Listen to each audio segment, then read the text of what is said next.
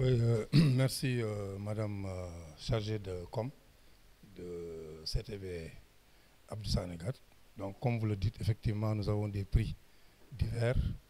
Nous avions ciblé les classes de CM2, de 6e, de 5e jusqu'en classe de terminale. Donc pour chaque prix, nous prévoyons des prix pour l'année qui suit. C'est-à-dire que si on a les classes de CM2, on prépare des prix pour les classes de 6e. Donc ce qui fait que vous avez ici des prix pour les classes de 6e, les classes de 5e, ainsi de suite jusqu'à l'université. À l'université maintenant, en terminale, nous prévoyons des prix pour l'année universitaire. Donc c'est à ce titre qu'on leur prévoit des tablettes pour certains, et pour leur permettre en tout cas de pouvoir entamer l'année sans difficulté. Voilà. Maintenant, la particularité, c'est cette année, on a beaucoup insisté sur l'inclusion. Parce que comme vous savez, l'éducation est inclusive, c'est-à-dire qu'on ne veut laisser aucun enfant sur la route, comme on a l'habitude de le dire. C'est pourquoi nous avons traduit certaines œuvres au programme en braille, que vous voyez là, des œuvres au programme, hein, une si longue lettre que je tiens là. Vous voyez, la collégienne, Marouba Fall, Karim, Ousmane Sossé, le page noir, Bernard Dadier, Vol de nuit, en temps de Saint-Exupéry, et une œuvre majeure, une si longue lettre de Mariama Ba. Ouais, donc pour dire que l'effort, c'est vraiment de nous ouvrir à l'INEFJA, qui cette année vont recevoir des prix, pour dire que, en tout cas, CTBN ASG, Abdou Sanégat, qui prend en compte tous les enfants. Mais moi, je pense que c'est l'organisation de cette manifestation entre en phase avec ce qui se fait dans le système. Nous savons tous que nous sommes à un moment où on veut développer les sciences. Et quand le guide spirituel, en l'occurrence Serigne Abdou Sanégat, en avait parlé, son objectif, c'était vraiment de pousser les enfants à aborder les sciences. Donc vraiment, les prix mettent l'accent sur les sciences, vraiment. C'est après qu'on a vu, comme il y avait beaucoup d'enfants qui étaient récipiendaires et qu'on voulait impliquer, qu'on a pris d'autres séries. Mais l'objectif terminal, c'était vraiment développer les sciences. Et je crois que les sciences, c'est ce qui peut développer un pays. Ouais. Tout à fait. Moi, je pense que c'est des prix adéquats parce que l'enfant qui arrive à l'université aura besoin d'une tablette pour ses cours. Il pourra l'utiliser pour téléphoner, pour, je ne sais pas,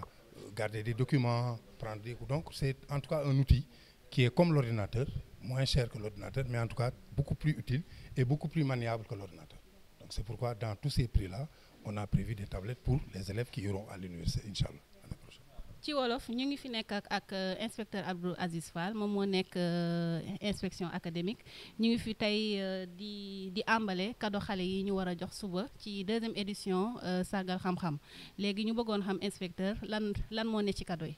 waaw sant yàlla bu baax ci deuxième édition bi daaw defoon nañ ko ren yàlla dimbali ñu fekkewaat ko prix yi nag comme ni nga ko xamee day commencer CM2 ba terminal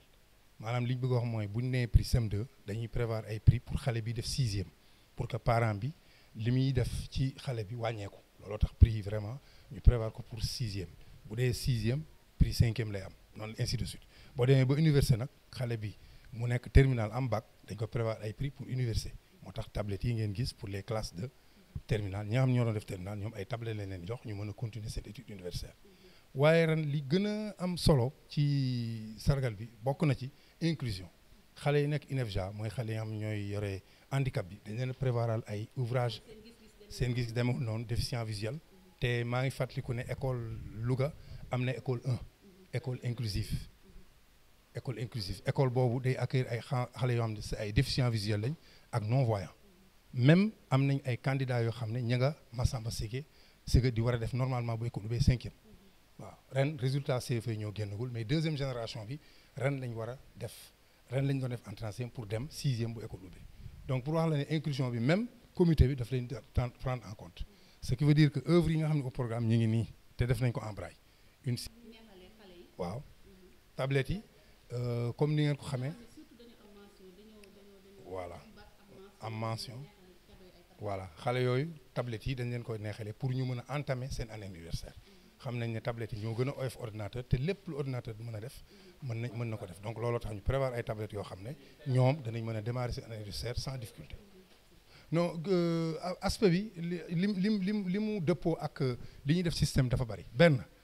inclusion mi ngi ci inclusion mooy xale yëpp ngay jël en compte ci éducation inclusion day dugal pédagogie différenciée dañ ne xale bu ne jox ko lim soxla te xale bokku niñ soxla donc inclusion mi ngi ci beneen bi mooy développement des sciences mi ngi ci xam nañ ne sëriñ bi objectif am premier bi muy organiser concours mooy ñu fexe ba développer les sciences susciter le goût des sciences donc loolu am na ci ndax vraiment ñi nga xam ne am nañ série da nañ série scientifique yi primé nañ leen bu baax ba jox leen prix yoo xam ne dëppoo na ak effort yi def lépp nag dafa bëgg ñu am des ressources humaines de qualité parce que ressources humaines de qualité yoo xam ne am nañ xam-xam ci jumtukaayu xarale yi ba pare taxaw ak seen diine je crois que loolu bu ñu ko defee day gën a baax te gis naa fi ay ouvrage yu addis yoo xam ne xale bi dana parfaire encore éducation religieuse pour wax la ne éducation c'est un tout